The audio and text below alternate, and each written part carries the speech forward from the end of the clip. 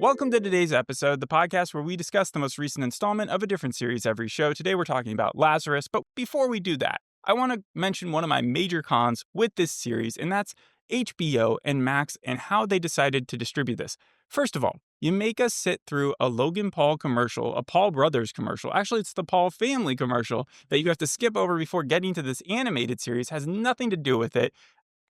And then you don't even have the Japanese original version available for people who want to listen. The dub. You have to listen to the Americanized dub. And I know with Cowboy Bebop, a lot of people like the English version. That's considered the best dub of all of them. But whenever I'm watching any other anime, I always choose the original. And that's great. However, not giving people the availability to get it based on region. That's their excuse, is that if you don't live in Japan or wherever else they're dispersing it, if you live in the US, you're not going to be able to access the the Japanese version. Well, it's not only that, right? Like you can access the Spain and like Portugal. Like they had the different languages, just not Japanese, right? It's weird. And it's also weird because you have Spike from the original Cowboy Bebop, who was cast to play Dr. Skinner, but it's the Japanese version. So you can't hear him. You can't hear Faye Valentine, who plays Hirsch, who's the lady who recruits Axel in this episode. I'm disgusted. Basically, we need the shame bell from Game of Thrones to come out. Shame HBO. But then I'd like to also jump into my pros, which is that, thank you, Lazarus. Without you, I would not have known that the Lazarus Project, Season 2, came out a long time ago. Like, I don't know if I ever knew that information, but I've completely forgotten it, and I need to go check that out.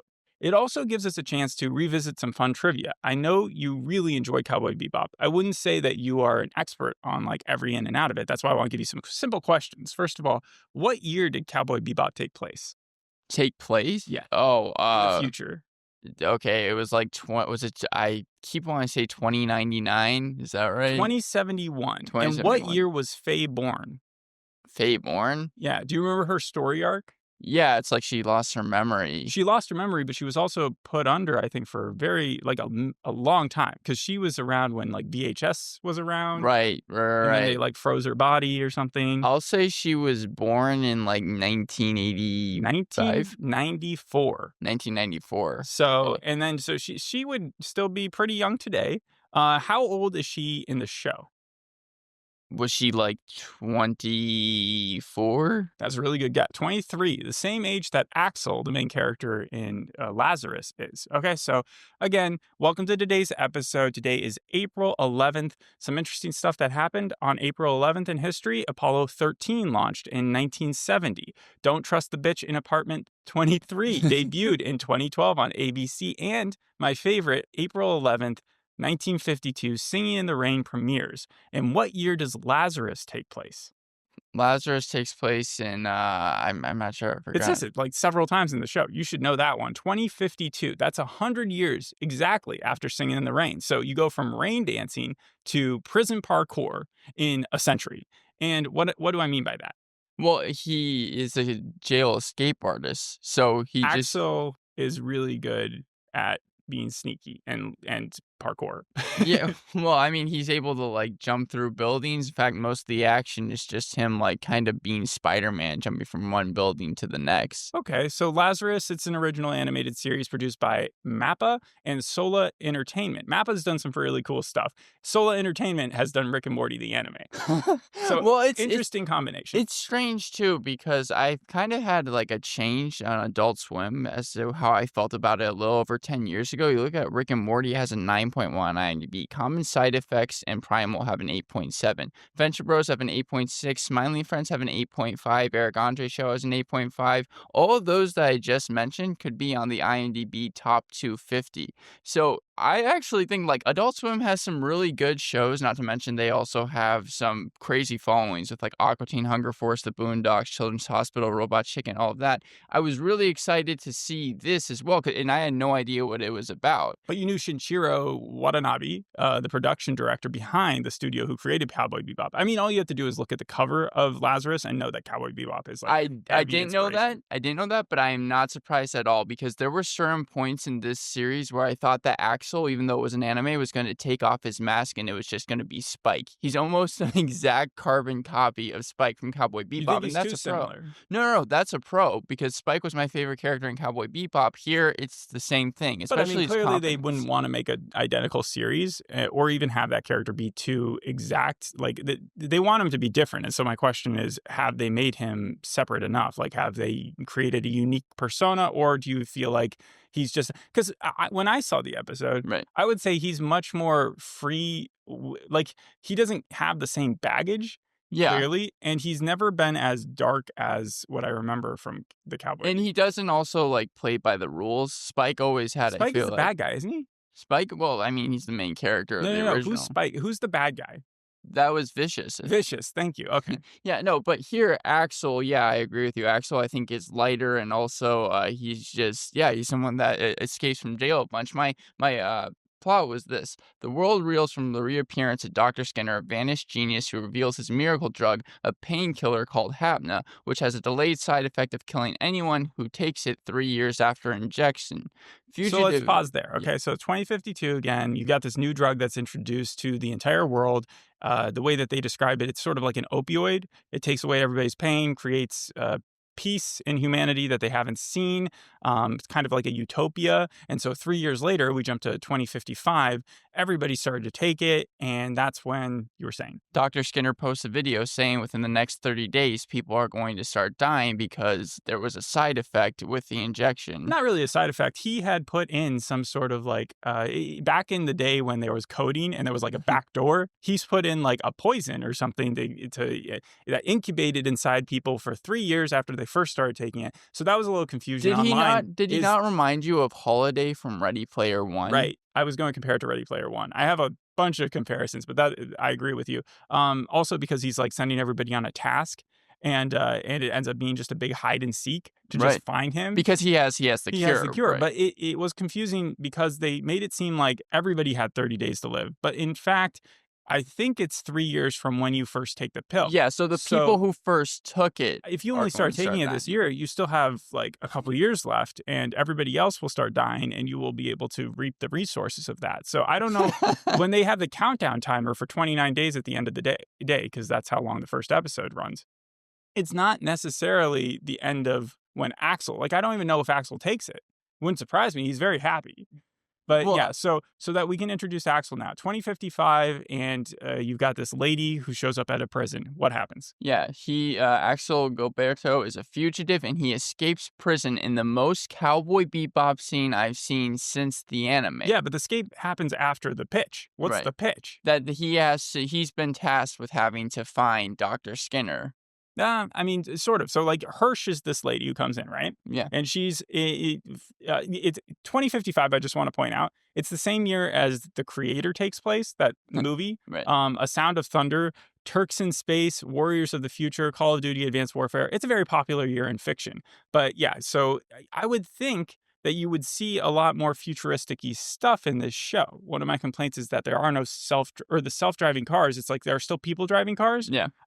Phones still have huge notches and chins on them. That makes no sense to me. But yes, he's in an advanced security prison that's not very advanced. Because he's able just to hop around and escape by like maneuvering, and the only thing the guards really have are a couple guns. Yes, but I also, the way in which Axel is escaping is so, I mean, he's like running on top of railings that are incredibly thin. The second that like kind of Western or jazz funky song was in the background, I felt like I was just watching Cowboy Bebop again. But he's facing an 888-year sentence. I'm not sure if that was said in the show because I just read that online. I think he was, because she says that if he's able to find, I was going to say Holiday, Dr. Skinner, then she will reduce his sentence. And he's like, do you know how long I'm in here for? And that leads you to be like, what could he possibly have done to get multiple life sentences, 888 years? He must have murdered a lot of people, right? Like, why are we letting this guy free? He is only 23 years old. This reminds me a lot of Suicide Squad, of Blackbird, the TV show. You get the same thing where a criminal is approached by a shady organization to say, hey, you got to help us with this. But it seems like Hirsch and her crew, who we meet at the end, the Lazarus crew, that they are the good guys. Yeah, well, I mean, they're kind of they're almost like the Thunderbolts. I feel like Suicide Squad, where they obviously are not good guys, but they're the people that we're supposed to be going for. I feel like they're all kind of They're outlaws in their own on way. the side of humanity surviving. So in Yes. that way, they are the good guys. So Axel's daring escape sequence is what you said was the most actiony of the episode. It also felt like Limitless. He does the Limitless move in the pilot several times where he's like jumping down from different floors using the balconies and things like that. I think the most ridiculous it got was when he was cornered outside and then he like did like a Mario hop and he went backwards and then like stomped on a couple people's heads as he like ran away like they were Goombas. It's pure zaniness, but I liked it a lot. I loved it. I thought that was the best part of the episode. I really liked following Axel. I thought that he was. Didn't you enjoy that? I did. I found it interesting because they actually got the people for, or the person who did the choreography from John Wick to be a part of it. Huh. Yeah, they approached him. He said, I'd absolutely love to do this. I love Cowboy Bebop. And so he came aboard. However, it's been stated that episodes 1, 2, and 3 really didn't have much of his part in it. Like he wasn't. So I assume the fight scenes get crazier and better as they go along. Yeah, because the fight scenes here was a lot of like whoosh and like kind of it wasn't. I He was definitely didn't get dodging John Wick from bullets. it. He Yeah, wasn't killing anybody. yeah. And so, yeah, he's on the run, and Hirsch and her crew, the Lazarus crew, are after him, as well as the cops. They catch up with him several times.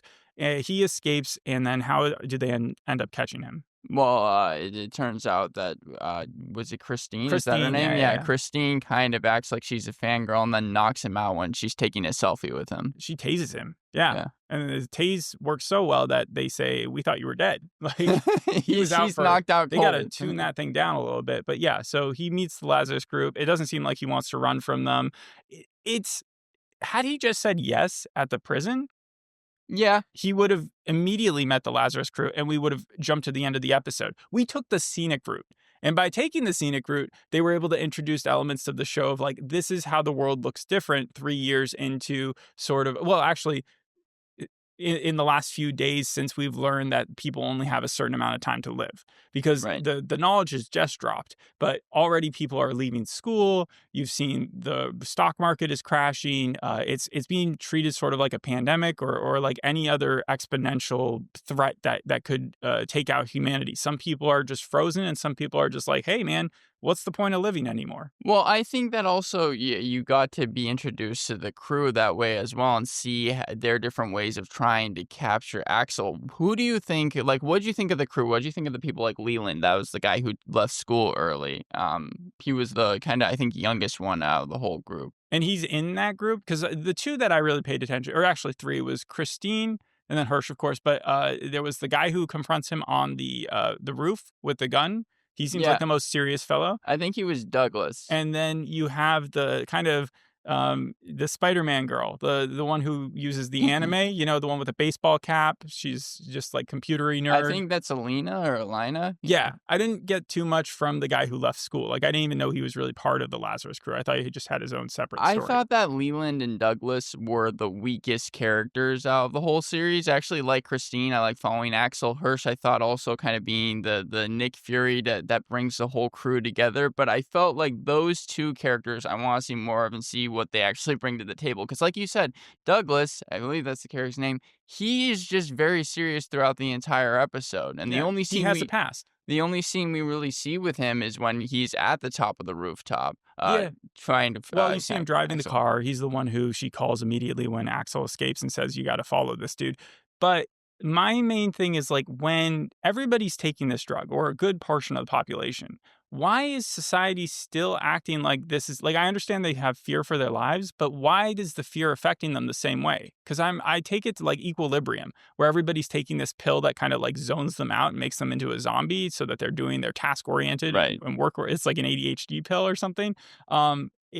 So why would they care as much? Why would society respond in the same way as if no one was taking the pill? Does that make sense? I think that it's also maybe just a sense of like they don't want to address it because of how serious the issue is, so they just kind of want to live their lives that way. But I'm saying that it doesn't seem like that's the way they're presenting it. They're saying the way that is as if it was happening right now, as if someone came on TV and said, you have 30 days to live. Like the markets would crash, the streets would look bare, people would be like freaking out. It would be the purge outside. That's sort of the way that we were seeing when Axel was walking around. At least a good portion of the society was looking. And I was just curious why, if they were already attuned to this opioid drug, like wouldn't they be more concerned about just being happy with that? Because that's created peace all along. Right, but I think that the episode is more focused on just kind of trying to follow Axel and see him escape these people before, by the end, him getting caught. But I understand your point of view. What was up with the dreidel at the very beginning? They never address it, do they? It just kind of falls, and then like I mean, Lazarus is not really a Jewish thing. It's more of I would say Christian, because of like Jesus, Lazarus, and the whole idea of resurrection. And there's like, it's funny because we did the Bondsman, where the guy literally comes back to life to work for the devil, and then we do this show that's called Lazarus. So those are my comparisons. But then we have to look at the other animated shows that you've looked at this year or watched this year. You've got Spider-Man. Yeah, right. Your friendly neighborhood Spider-Man. And action-wise, similar. I think that this is better, just Cool. in that sense. Sakamoto Days.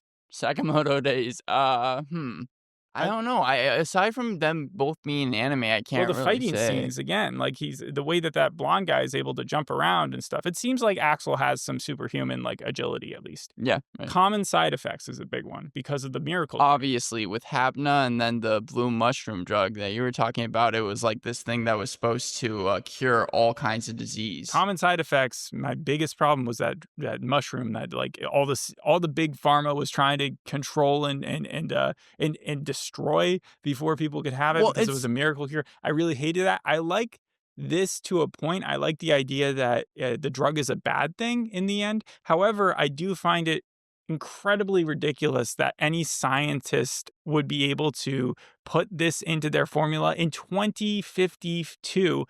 You would assume that if it's a worldwide dispersed drug, there would be we would know the chemical formulation down to a T. Everybody would know exactly what's involved, and finding a cure for it, even if there was something bad to it, would be really, really easy. But they just excuse that away within, I think, the 20-minute mark by having this person come in and say, yeah, we don't know what we're doing. It breaks the suspension of disbelief. A little bit, yes. I think, well, you see, I know that like within the first 3 minutes, I'm surprised to hear you say that you liked it here, because it does just do what common side effects did. It starts off with this cool montage talking about how there was like a ton of disease, and then like it doesn't cure disease. It cures depression. And we already have drugs that do that. They said it themselves. This is kind of just an opioid thing. And the reason the guy put this like honeypot thing going into the drug is because he describes it as humans being too self-absorbed and causing the world to like destroy itself. And so this is kind of like as opposed to putting your mind towards trying to save the world, he decided to destroy it, which seems also kind of dumb. The story reminds me also of 24 season 3, just kind of with the virus storyline. I understand that it was just for depression, but it's kind of the same type of thing. You're facing a mass extinction catastrophe. Yeah. So I just don't understand why he then says, well, but if you find me, it's all good. Like, if he really was that passionate about, like, you guys have destroyed the climate and the planet, and rather than helping you guys get off the world, I'm going to create this drug to kill us all. That was just the part. But if you find me, I'm going to release the cure. It literally was just, I could not help but think of James Holiday. In the book. That's what the main character has to do. It was the same exact thing here. But you see, I think I'm willing to let a lot more of that stuff go, because I like the animation. I like the 30-day time window it has. I even like the scene with Axel talking to the cop, and the cop laughing over his prison outfit. The cop was the only voice actor who I was like, this is an amazing dub. I really like this English actor, because he was so passionate in that. Yeah. And the cop thinking his suit was a fashion statement. I think, I'm very much entertained. I was entertained throughout the 24 minutes that this was, so I'm probably going to go pretty high with my rating. I'm going to give this an 8 out of 10. That's the same rating I think you gave Sakamoto Days. Yeah, but yeah, go ahead. The difference here, I was just going to say, is that my cons are Douglas and Leland as a character. Whenever the story didn't follow Axel, I was bored, which thankfully wasn't too much. And then again, yes, the dub, some lines just did not sound or come across correct at all. Well, the cop reminded me a little bit of an Avatar character, because of how much emotion they were able to put into those. I would say, as far as team up thing shows slow horses. This reminds me a bit of that because it's, again, the team that's part of the government, sort of Suicide Squad-ish, but not necessarily like they're not loved by the rest of the government. Right. And then Saw, because the game that this guy is putting them through, kind of like with Ready Player One, is he's manufactured this whole deal where you die if you do not find the key. I didn't think of it that way, but yeah, definitely. Yeah, I didn't see as much of the John Wick anime yet, but that'll be cool to see as it goes along. The reviews right now are in line with you, 8.3 on IMDb, 87% on Rotten Tomatoes. Its early reception, Den of Geek gave it one of the most positive reviews, calling it the best anime of the year. It does feel like a return to form for Shinichirō Watanabe, who also made Space Dandy. So the cool thing about Space Dandy is that also had an amazing English dub. I had mentioned the Cowboy Bebop, but thinking about it now, people really like the English dub because I remember the guy would do like tour events and Comic-Cons and stuff, right? Yeah, right. And that has a high score too, rather than 8.2. So why not bring that guy into this and then have him voice? Originally, Adult Swim, it was pitched as a lighter toned Space Dandy type show, but they wanted something serious, I guess, to compete with the market of Christopher Nolan fans out there. That's because watching this show, it's not like Lazarus. You feel like the name is almost darker than the actual series itself is, at least for me. Yeah. You didn't mention the music yet. Yeah, no, the music, like I said, 100% Cowboy Bebop. That should have been in my pros, cons as well, because I really like the jazz that it had. Kamasi Washington was the acclaimed jazz saxophonist. Then you have Floating Points doing electronics, and then you have a DJ in there. The Boo Radleys did the Lazarus song, and that's the ending theme. So, and then it says something about Washington even contributed the opening theme, Vortex. So I guess that's part of the Bonobo band. Yeah. As far as the other studio, not the one that did the Rick and Morty anime, but I mentioned that MAPPA had done a lot of really good ones. Chainsaw Man, Attack on Titan, they know what they're doing.